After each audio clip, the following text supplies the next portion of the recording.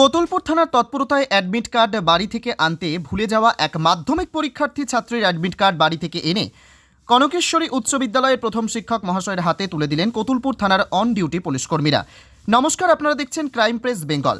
বাঁকুড়া জেলার কোতুলপুর থানার অন্তর্গত কনকেশ্বরী উচ্চ বিদ্যালয়ে মাধ্যমিক পরীক্ষা কেন্দ্রে আজ এক ছাত্রী অ্যাডমিট কার্ড আনতে ভুলে যায়।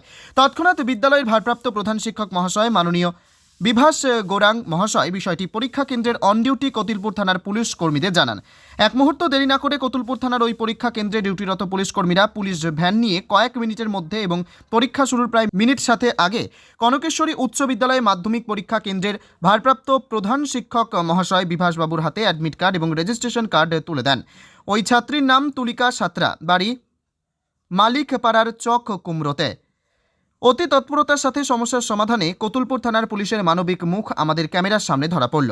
কনকেশ্বরী উচ্চ বিদ্যালয় কোতুলপুর ব্লকের 5টি স্কুলের পরীক্ষা কেন্দ্র। ক্রাইম প্রেস বেঙ্গলের পক্ষ থেকে সকল মাধ্যমিক পরীক্ষার্থীদের কাছে অনুরোধ, পরীক্ষা দিতে আসার আগে অবশ্যই ব্যাগটি ভালো করে দেখে নেবে, যাতে অ্যাডমিট কার্ড রেজিস্ট্রেশন কার্ড যেন থাকে। কোতুলপুর থেকে প্রদ্যুৎ গুহর রিপোর্ট, ক্যামেরায় সুমন চন্দ্র।